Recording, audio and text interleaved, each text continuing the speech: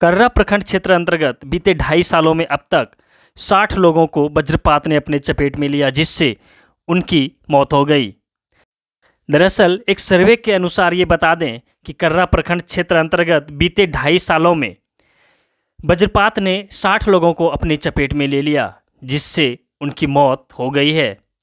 इसके अलावा ये भी बता दें कि कर्रा प्रखंड क्षेत्र अंतर्गत आने वाले विद्यालयों में भी तड़ी चालक का कोई ठौर ठिकाना नहीं है। जिस विद्यालय में तड़ी चालक लगाया गया है वो या तो खराब पड़ा है, या तो टूट गया है, या तो चोर द्वारा उसे लेकर चोरी करके चला गया है और संबंधित विभाग को इसकी कोई सूचना या कोई जानकारी नहीं है, जिससे कर्रा प्रखंड क्षेत्र अंतर्गत विद्यालयों में पढ़ने वाले विद्यार्थियों पर भी वज्रपात का भय बना हुआ है। इसके साथ ही ये बता दें कि जब हम इस विषय को लेकर कर्रा प्रखंड क्षेत्र के इट्ठे सेमेटोली गांव पहुंचे तो वहां के ग्रामीणों ने भी वज्रपात की घटना को लेकर कई बातें बताई, जिसमें उन्होंने सरकार से सुरक्षा की मांग की। उन्होंने मांग किया कि स्थानीय ग्रामीणों के लिए भी वज्रपात से बचाव का कोई उपाय करे। इसके अलावा ये साफ साफ हो जाता है कि ग्रामीणों ने मांग किया कि तड़ी चालक गांव में भी लगाया जाए ताकि ग्रामीणों को भी वज्रपात से सुरक्षा मिल सके। इस विषय पर आइए देखते हैं एक खास रिपोर्ट। इस खूंटी जिले में नक्सली हिंसा में भले ही कमी आई हो, नक्सलियों ने लोगों को निशाना बनाना कम कर दिया हो, चूँकि जिले में पुलिस की सक्रियता काफ़ी बढ़ी है, जिसके कारण नक्सलवाद में कमी आई है।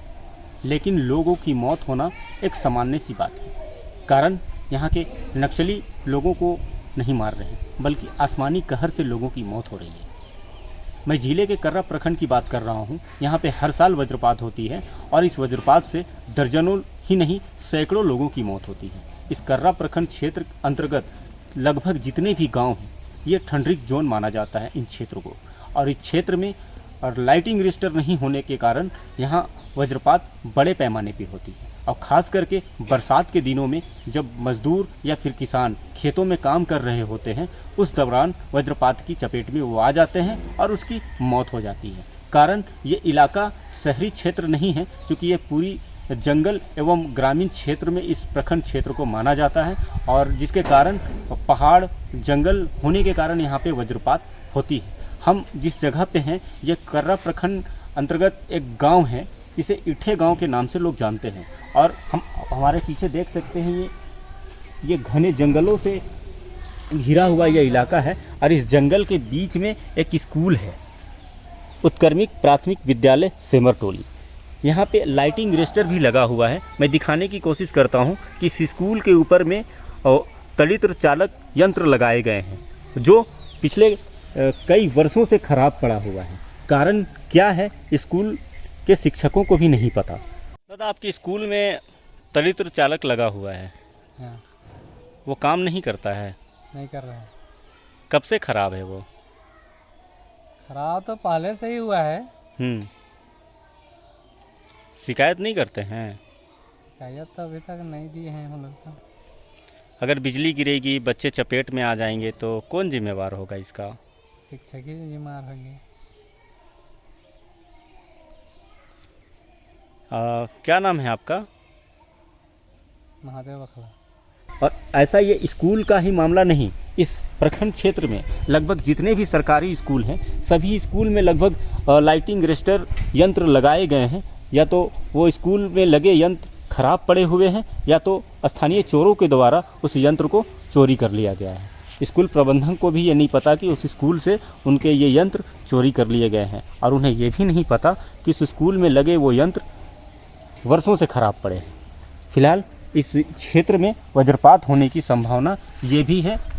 अगर इसे समय पर ठीक कर दिया जाता या फिर ये चालू अवस्था में रहता तो वज्रपात खेतों में नहीं बल्कि ऐसे जगहों पे होती जिसके कारण लोगों की जान बच गई होती। क्योंकि सर सही बात है, इधर कर्रा क्षेत्र में ज़्यादातर बरसात के दिन में वज्रपात होते रहता है। हमारे इस क्षेत्र में मवेशी, मनुष्य, हर एक प्रकार का पेड़ पौधे सभी नुकसान होता है वज्रपात की कारण से। और हमारे गांव-गांव में जैसे ग्रामीण प्राथमिक विद्यालय सब रहता है, या तो सभी गांव में है, तो सब में लगा हुआ था, लेकिन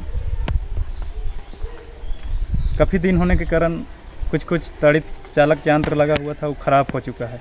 उसके वजह से वो काम नहीं कर पा रहा है और हमारे स्कूल के आस पड़ोस में भी कभी कभी देखने को मिलता है। तो सब से हम लोग को अभिभावक और हमारे भाई बहन जब पढ़ते हैं तो अभिभावक और ग्रामीणों को डर रहता है कि हमारे बच्चे भी उसका चपेट में ना आ जाए, हमारे मवेशी भी ना आ जाए, पेड़ पौधे ना मरे।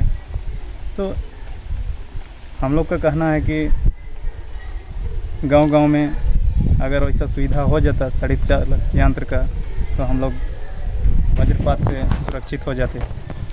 धन्यवाद। ये यंत्र इसलिए लगाए जाते हैं ताकि जिस इलाके में वज्रपात होती है तो वो लगे यंत्र उस वज्रपात को अपने अंदर मर्ज कर लेता है और वो ज़मीन में चला जाता है, जिसके कारण गांव, जंगल व खेत में जो मजदूर किसान काम करते हैं वो उसके चपेट में नहीं आते। ऐसी घटना होती है कि मवेशी सब को मरता है, फिर मनुष्य भी खेत में काम करने के लिए वो लोग बरसात के दिन में वो भाग जाते हैं घर काम छोड़ के, तो तड़ित के या डर से, और जब तक बरसात ख़त्म नहीं होती तब तक घर से बाहर खेत में नहीं जाते हैं। और बहुत बार यहाँ देखा गया कैसे हो चुका है, इसके कारण से यहाँ के लोग बहुत डरे रहते हैं वज्रपात से।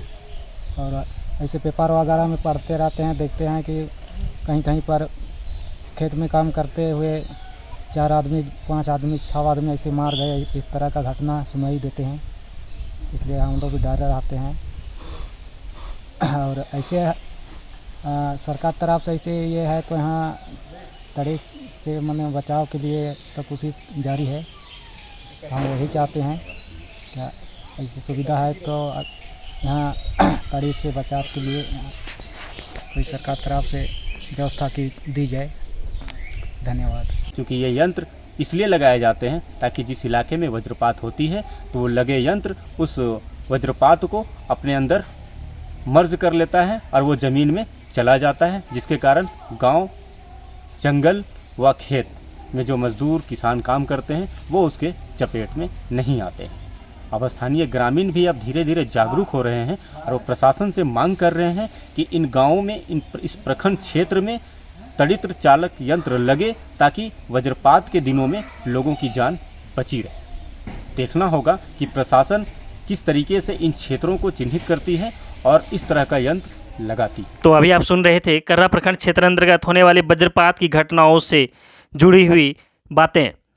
तो खूंटी जिले की खबरों के लिए जुड़े रहिए झारखंड टुडे के साथ और देखते रहिए खूंटी जिले की खबरें।